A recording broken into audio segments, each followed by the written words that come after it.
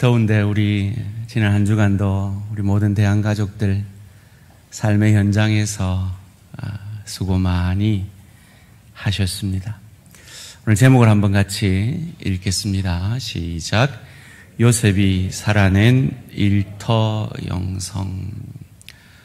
오늘 이 시대 젊은이들이 자기들이 살아가는 이 시대를 오포 시대라 말한다 합니다.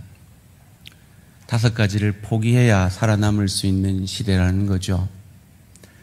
연애를 포기해야 되고, 결혼을 포기해야 되고, 애 낳는 걸 포기해야 되고, 자기 집 마련하는 걸 포기해야 되고, 인간관계를 포기하지 않으면 살아낼 수 없는 시대라고 자조한다고 합니다. 그런 시대를 바라보면서 누군가는 칠포 시대라고도 말한다고 해요. 그래서 꿈과 희망마저 포기해야 하는 시대. 이런 어려운 시대 속에서 믿음으로 살아낸다는 건 도대체 어떤 의미가 있는 것일까요? 우리는 계속해서 일터 영성에 대해서 생각을 해보고 있습니다. 3M이라 그래서 일하는데 3가지 목적이 있다 그랬죠. 먼저는 돈을 벌기 위해 일합니다. 그것을 넘어서 삶의 의미를 찾기 위해 일한다고 합니다. 그러나 그리스도인들은 그것조차 넘어서 하나님이 나를 대신하여 그 일터에서 일하심, 즉 사명을 따라 일하는 것이 우리의 일의 목적이다라고 우리는 생각해 보고 있습니다. 무슨 말입니까? 내가 어떤 일을 하는가 보다 어떤 마음으로 일하느냐가 중요하다 하는 것입니다. 그것을 우리는 교회를 향하여서 주시는 하나님의 말씀, 즉 우리를 향하여 주시는 하나님의 말씀인 이 예배소서를 생각해 보므로 그 교훈을 받고 있죠. 에베소 1장에서 3장까지는 복음이 무엇인지 우리는 들었습니다.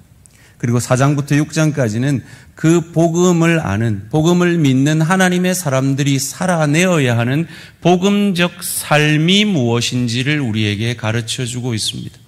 그것을 한마디로 요약하면 너희는 더 이상 옛사람이 아니니 옛사람을 벗어버리고 이기적인 모습을 벗어버리고 새 사람을 입어라. 예수 닮아가는 삶을 살아라 라고 말하고 그것을 에베소 5장에서는 어리석은 자에게서 돌이켜 지혜로운 자가 되라 라는 가르침으로 우리에게 말씀해 주셨습니다. 어리석은 사람은 어떤 사람이라 그랬습니까? 자기의 생각대로, 자기의 열심대로, 자기 감정과 자기 욕망대로 살아가는 사람이 어리석은 사람이라 그랬습니다. 그러면 지혜로운 사람은 어떤 사람입니까? 세월을 아끼는 사람이라 그랬죠. 에베소 5장 16절 말씀입니다. 에베소 5장 16절 말씀. 세월을 아끼라. 때가 악하니라. 이 세월을 아껴서 뭐 해야 합니까? 하나님의 뜻인 거룩을 이루어가는 것이 지혜로운 자의 삶이라 그랬습니다. 17절 말씀입니다. 그러므로 어리석은 자가 되지 말고 오직 주의 뜻이 무엇인가 이해하라. 주의 뜻은 무엇입니까? 거룩입니다. 그리스도 예수 닮아가는 것입니다. 그것은 우리의 힘으로, 우리의 노력으로 되는 것이 아닙니다. 주의 영이신 성령으로 충만할 때 가능한 것이지요. 18절 말씀입니다. 술 취하지 말라. 이는 방탕한 것이니 오직 성령으로 충만함을 받으라. 성령 충만한 자의 삶은 어떤 삶입니까? 교회에서 예배 잘 드리는 삶입니까? 헌금 잘하는 삶입니까? 전도만 잘하는 삶입니까? 아니요. 범사에 겸손함으로 삶의 예배 드리는 자입니다. 이것을 19절에서 이렇게 가르치죠. 시와 찬송과 신령한 노래들로 서로 화답하며 너희의 마음으로 주께 노래하며 찬송하며 삶의 예배 드리는 자가 참 성령 충만한 자입니다. 그 삶 가운데서 어떠한 모습으로 사는 것이 삶의 예배 드리는 것입니까? 범사에 감사하는 것이죠. 20절 말씀입니다. 범사에 우리 주 예수 그리스도의 이름으로 항상 아버지 하나님께 감사하며, 그리고 그 감사가 내 안에서만 머무는 자가 아니라 나를 통해 그 은혜와 복이 흘러가는 삶, 그것을 피차 복종하는 삶이라고 이어지는 본문 21절에서 말합니다. 그리스도를 경외함으로 피차 복종하라. 그 피차가 누구라 그랬습니까? 이어지는 본문 속에서 남편과 아내의 관계 속에서 남편에게 순종하고 아내를 사랑하며, 부모와 자녀의 관계 속에서 자녀를 노엽게 하지 아니하며 부모에게 순종하며, 종과 상전의 관계 속에서도 그것이, 그 성령 충만함이 드러나야 한다 그랬습니다. 특별히 저희는 한국 강단에서 가장 덜 선포되어지는 직장에서의 내가 어떻게 살아내어야 하는가라는 이 부분에 몇 주간 주목하고 있습니다. 어떤 태도로 직장 생활을 해야 한다 그랬습니까? 그 직장 상사를 두려워하는 것이 아니라 하나님을 두려워하며 떨며 성실한 마음으로, 즉 나를 고용한 그 회사의 유익을 위해서 일하라라고 오늘 우리가 읽은 본문 6장 5절에서 이렇게 말합니다. 종들아, 두려워하고 떨며 성실한 마음으로 육체의 상전에게 순종하기를 그리스도께 하듯 하라. 어떤 태도로요? 눈가림만 하지 않는 태도로요. 이어지는 6절 말씀입니다. 눈가림만 하여 사람을 기쁘게 하는 자처럼 하지 말고 그리스도의 종들처럼 마음으로 하나님의 뜻을 행하고. 어떤 태도로요? 기쁜 마음으로요. 7절 말씀입니다. 기쁜 마음으로. 기쁜 마음이 뭐라 그랬습니까? 온전한 마음, 선한 의지라 그랬습니다. 그 선한 의지로 섬기기를, 그 회사의 유익을 끼치기를 누구에게 하듯? 주께 하듯 하고 사람에게 하듯 하지 말라. 이것이 성령 충만한 하나님의 사람들이 지혜로운 삶을, 새로운 삶을 살아내는 모습, 그것이 바로 복음적 모습이라 그랬습니다. 내 아랫사람들에게는 어떻게 해야 된다 그랬습니까? 위협하지 말라 그랬습니다. 위협한다는 건 인격적으로 대하고 아주 긍정적인 동기로 일할 수 있도록 만들어주라라는 것이죠. 또 하나님은 사람의 중심을 보신다. 너희도 그러하여라 라고 외모를 취하지 말라라고 말합니다. 그것은 차별하지 말라는 것이죠. 오늘 본문 9절 말씀입니다. 상전들아, 너희도 그들에게 이와 같이 하고 위협을 그치라. 이는 그들과 너희의 상전이 하늘에 계시고 그에게는 사람을 외모로 취하는 일이 없는 줄 너희가 알미라. 지난 한 주간 여러분이 일터에서, 가정에서 어떤 삶의 예배 드리셨습니까? 그것을 통하여 하나님은 여러분이 예배당에 나와서 예배드리고 헌금하고 충성하고 섬기는 그것과 동일하게 상 주시는 하나님이심을, 그 삶의 예배를 통해 상 주시는 하나님이심을 믿으시기를 주님의 이름으로 축원합니다. 그렇다면 그런 삶의 예배를 살아낸 우리의 믿음의 조상들은 어떤 사람들이 있을까요? 저는 첫 번째로 생각해낸 것이 요셉이라는 우리의 믿음의 조상입니다. 그의 삶의 영성, 일터 영성을 오늘 한번 같이 생각해 보기를 원합니다. 세 가지를 생각할 건데요. 아주 외우기 쉽게 제가 한자로 정리를 했습니다. 따라해 봅시다. 꿈, 꾼, 끝. 뭐라고요? 꿈, 꾼, 끝. 이 요셉의 삶을 이 세 단어로 살펴보므로 이 요셉의 일터의 영성이 우리의 영성이 되기를 원합니다. 여러분, 우리는 보통 착각을 합니다. 하나님이 우리에게 원하시는 믿음 생활을 교회 열심히 나와서 예배 열심히 드리고 헌금 많이 하고 봉사 많이 하는 것이 우리의 신앙이다라고 생각합니다. 맞습니다. 그건 신앙입니다. 아름다운 신앙의 헌신입니다. 그러나 그것이 끝이 아닙니다. 그것은 우리가 영적 재충전을 받아서 삶의 예배 현장으로 나아가서 참 삶의 예배 드릴 수 있는 힘을 얻기 위한 하나님의 축복의 시간인 것입니다. 요셉의 삶을 생각해 보세요. 요셉이 믿음으로 살아낸 장소가 어디입니까? 성전입니까? 아닙니다. 그의 가정집이었습니다. 그가 종으로 잡혀간 주인의 집이었습니다. 감옥이었습니다. 그의 총리 관저였습니다. 그의 삶의 현장이 성경이 그가 살아낸 믿음의 기록으로 우리에게 말해주고 있는 것입니다. 우리는 보통 요셉을 좋게만 생각합니다. 참 지혜로운 사람이었다라고만 생각합니다. 그런데 그렇게 처음부터 그런 사람은 아니었습니다. 하나님이 그에게 주신 그 꿈을 인간적으로 그의 형들에게 자랑하고 그의 아버지에게 떠벌림으로 그의 형들을, 그의 아버지와 어머니를 근심시킨 사람이었습니다. 그런 어리석은 우리와 별 다를 바 없는 요셉을 하나님의 열심으로 붙드셔서 놀라운 인류를 구원하는 하나님의 사람으로 준비시키시고 자라가게 하신 것입니다. 그 삶의 모습을 잘 설명해 주는 것이 창세기 39장 3절 4절 말씀입니다.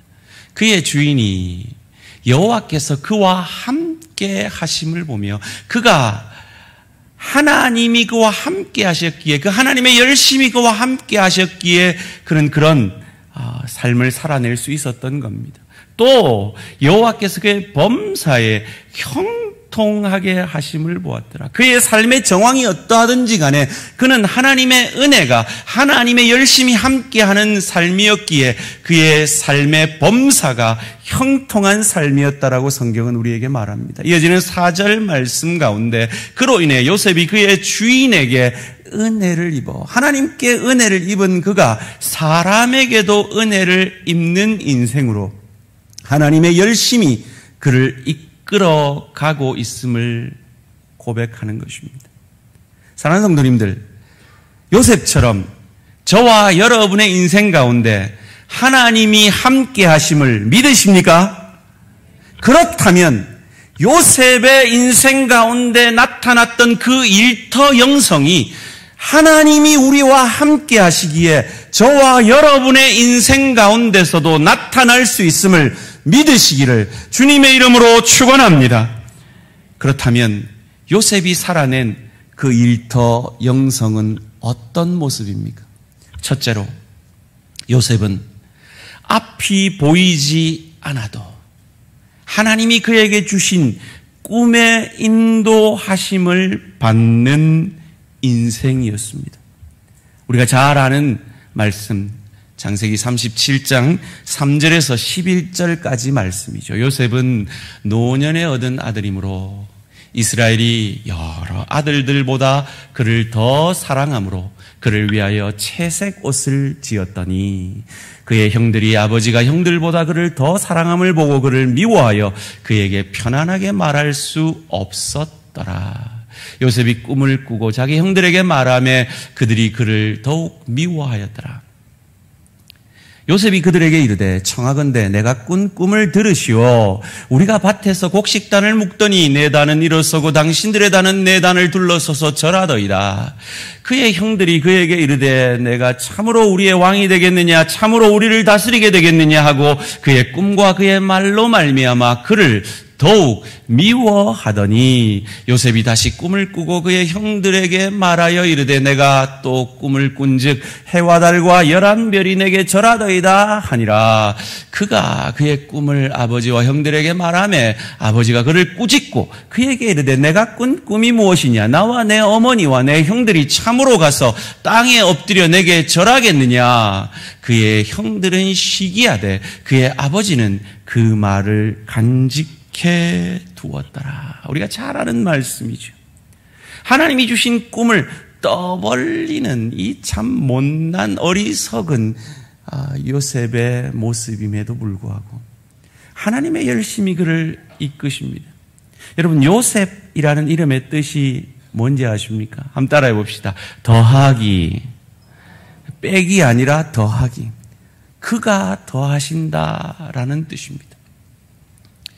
요셉의 인생 가운데 더해진 것이 무엇입니까? 그는 태어나 보니까 어머니가 4명인 집에 태어났습니다. 그리고 그 4명의 어머니 가운데 태어난 형들이 치열하게 질투하고 미워하고 싸우는 그것이 그의 인생에 더해졌습니다. 그러다가 그 질투와 시기가 도를 넘어 자신을 노예로 팔아버리는 인생이 그의 인생 가운데 더해졌습니다. 종으로서 충실히 살았습니다. 주인의 아내가 자기를 유혹하는 것도 거부했습니다. 그런데 억울한 누명이 그에게 더해졌습니다. 그로 말미암아 그의 인생이 감옥에 갇히는 감옥이라는 그의 억울함의 결과물이 더해졌습니다. 그곳에서 충실하게 살았습니다. 술 맡은 관원장에게 꿈을 잘 해석해 주어서 자기를 기억해 줄 것을 약속을 받아내었습니다. 그런데 2년 동안 그 약속을 지키지 않는 배신이라는 상처를 그의 인생에 더하여졌습니다. 마치 오늘 우리 대한가족들의 인생 가운데 코로나19로 경제적 어려움이 더해진 것처럼 여러 가지 관계 속에서 아픔이 더해지고 상처가 더해지고 나의 선한 의도와 다른 오해가 더해지고 심지어 교회 와서까지 상처를 받게 되어지는 그런 아픔들이 우리 인생에 더해졌습니다. 마치 오늘 우리 젊은 세대들이 5포 세대니 7포 세대니 하면서 세상을 원망하며 나는 왜 흙수저로 태어났을까 아파하는 것처럼 말이죠. 그럼에도 불구하고 그런 악한 더함에도 불구하고 요셉은 하나님의 꿈을 놓지 않았습니다. 17살 소년이 이 하나님이 그에게 꾸게 한 꿈을, 인류 구원의 꿈을 이해할 수 있었을까요? 전혀 이해할 수 없었을 것입니다. 그는 도대체 이해할 수 없었지만 하나님의 열심히 그를 붙들어 그의 인생 가운데 그 하나님의 열심으로 무언가가 되어져 가고 있었음을 전지적 작가 시점으로 성경을 읽는 저와 여러분은 알고 있습니다. 그 전지적 작가 시점으로 여러분의 그 세상의 악한 것들이 더해지며 세상의 절망과 세상의 시기 질투 가운데 여러분의 인생이 더해져가는 그 어려움 속에서도 하나님의 열심으로 요셉과 같이 하나님이 함께 하시는 저와 여러분의 인생 가운데 무언가가 되어져 가고 있음을 믿으시기를 주님의 이름으로 축원합니다. 그 하나님의 무언가가 되어져 감을 우리는 점점 더 확인하게 되는 것입니다. 그러려면 저와 여러분을 향한 하나님의 꿈을 요셉처럼 놓지 마시기를 주님의 이름으로 축원합니다. 두 번째로 요셉이 살아낸 일터 영성은 요셉은 먼 미래에 그 꿈의 실체가 보여지지 않는 그 먼 미래의 꿈의 실체 속에서도 그 알 수 없는 꿈의 결과 속에서도 오늘 내게 주어진 그 일에 성실하며 충실했다라는 것입니다.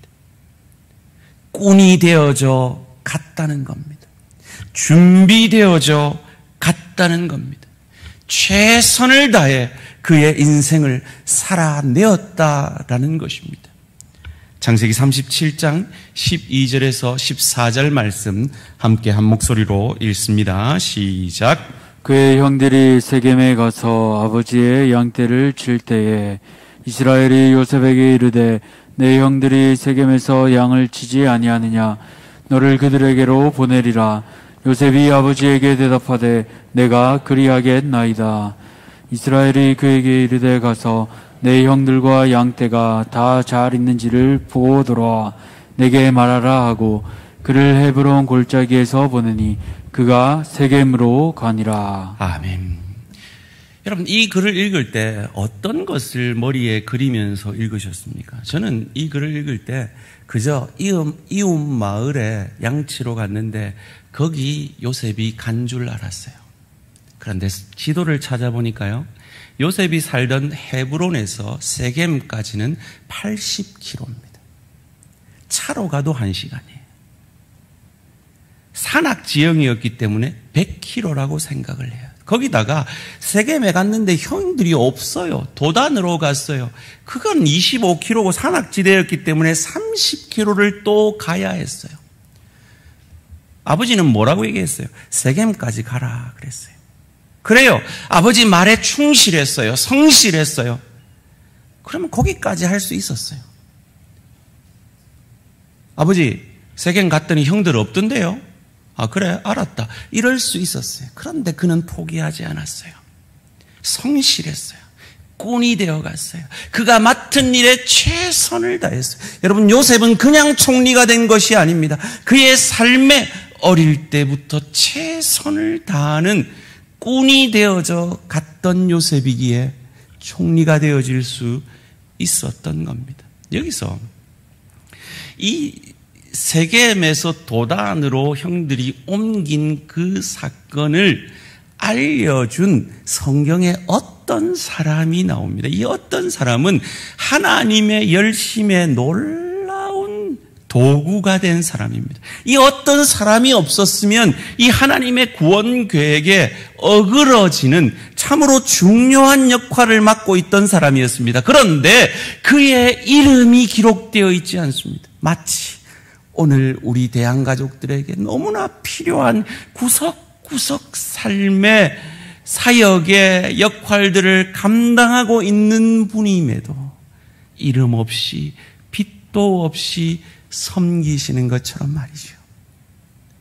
이름 없이 빛도 없이 섬기시는 그들을 하나님이 이 어떤 사람과 같이 기억해 주심을 믿고 여러분이 맡은 사명 누가 알아주지 않아도 충성스럽게 감당하시는 저와 우리 모든 성도님들 되시기를 주님의 이름으로 축원합니다. 이건 놀라운 하나님의 역사입니다.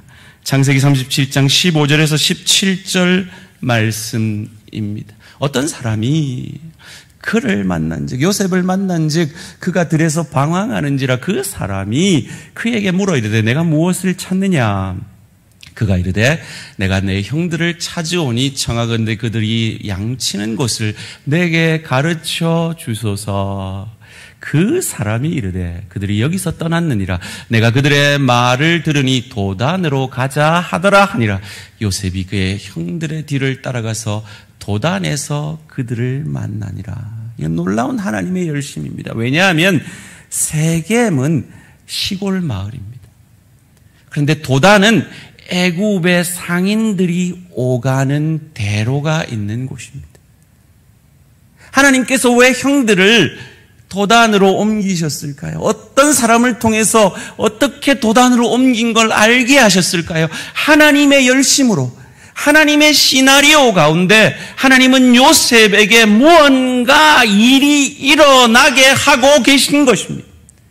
그리고 그 하나님의 열심에는 요셉의 성실함이, 세겜까지만 가라고 했던 그 아버지의 명을 반드시 형들을 만나라라는 말로 이해를 한 그 성실함이 산악지대 100km, 산악지대 30km를 마다하지 않고 그 명을 감당해내었던 꾼이 되어갔던 요셉의 성실함이 그 하나님의 열심과 맞물려 하나님의 일하심이 그의 인생 가운데 나타나고 있는 것입니다.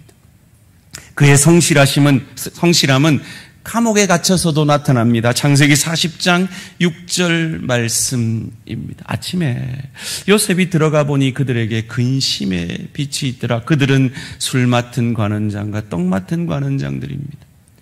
여러분, 그들은 같은 동료 죄수일 뿐입니다. 총무는 요셉이었습니다. 굳이 살피지 않아도 됐습니다. 그러나 그들은 살폈습니다. 사랑하는 성도님들, 여러분이 일터에 가셨을 때 여러분의 아랫사람이 혹은 여러분의 동료가 여러분의 윗사람이 어떤 컨디션인지, 어떤 마음의 근심이 있는지, 어떤 어려움이 있는지 살피십니까? 요셉은 살폈습니다. 그 요셉의 성실함, 꾼이 되어져가는 성실함을 하나님이 사용하시고 준비시켜 갔던 것입니다. 그래서 어떤 신학자들은 요셉의 별명을 이렇게 짓더라고요. 한번 따라해 보실래요? 어딜 가나 총무. 그는 17세까지는 꿈만 꾼, 아버지한테 형들을 잘못을 낱낱이 고하는 비밀 총무였죠. 17세부터 20대 중후반까지는 주인의 집의 가정 총무였습니다. 억울함으로 감옥에 갇혔을 때는 실세 총무가 되어서 그 감옥의 죄수들을 돌보는 역할을 합니다. 그렇게 꾼으로 준비된 요셉은 30세, 30세에 하나님의 때에 세계 정부의 총무인 애굽의 총리가 되어졌던 겁니다. 우리 젊은 우리 성도님들, 이직에 대한 고민들을 종종 하시리라 생각이 듭니다. 따져보면 우리 믿음의 조상들도 이직을 많이 했습니다. 요셉이 그러합니다. 목동에서 노예로, 노예에서 죄수로, 그리고 총리로 그는 이직을 했죠. 다윗도 마찬가지입니다.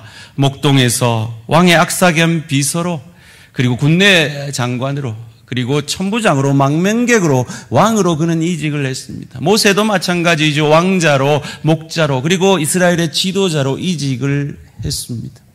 그런데 우리 믿음의 조상들의 공통점이 무엇입니까? 그 어떤 이직 가운데서 맡은 그 직분에 성실했다는 겁니다. 꾼이 되어져 갔다는 겁니다. 소원합니다. 우리 대항의 모든 성도님들, 여러분의 일터에서 꾼이 되어져가는 저와 우리 모든 성도님들 되시기를 주님의 이름으로 축원합니다. 여러분이 요리사이십니까? 여러분이 만든 요리는 맛있고 영양가 있는 요리가 되어져야 합니다. 여러분이 교사십니까? 여러분에게 자녀를 맡긴 부모는 안심할 수 있어야 합니다. 여러분이 건축가입니까? 여러분이 맡은 그 어떤 일이 무엇이더라도 성실함으로 꾼이 되어 하나님이 들어 쓰시기에, 하나님의 구원의 도구로 들어 쓰시기에 합당한 자로 요셉처럼 잘 준비되어져 가는 저와 우리 모든 성도님들 되시기를 주님의 이름으로 축원합니다. 마지막으로 요셉이 살아낸 일터 영성은 하나님의 열심으로 인도함을 받은 그 요셉, 하나님의 인도함을 통해서 주신 더할 기회, 그의 이름처럼 더하기 할 기회를 그의 일을 통해, 그의 사명을 통해 하나님의 그 사명을 끝낼 기회를 하나님은 반드시 요셉에게처럼 주신다는 겁니다. 그때에 준비된 하나님의 사람은 사명을 끝내게 되는 것입니다. 요셉은 꿈은 어떤 결과를 만들어내는 꿈인지 잘 몰랐습니다. 그러나 그 꿈을 가슴에 품고 꾼으로 살아내었습니다. 그리고 그가 꾼이 되었을 때, 전문가가 되었을 때 하나님은 그를 전 인류를 구원하는 애굽의 총리로 세우신 겁니다. 물론 이것은 그의 노력만으로 된 것이 아닙니다. 하나님의 열심이죠. 어떻게 알 수 있습니까? 그가 총리가 된 계기가 뭡니까? 애굽 왕 바로의 꿈을 해석해 준 겁니다. 제가 지난 오후 예배 때 설교를 했는데요. 바로가 꾼 꿈, 그것도 다 자기가 어떤 꿈을 꿨는지 가르쳐 줬어요.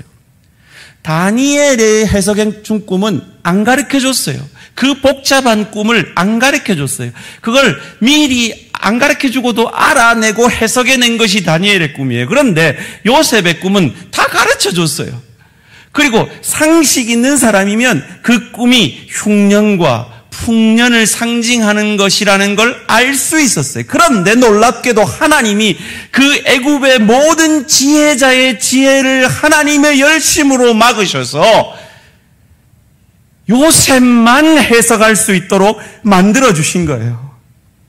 이 하나님의 은혜가 여러분의 사업 가운데, 여러분의 일터 가운데 여러분의 것이 되어지기를 주님의 이름으로 축원합니다.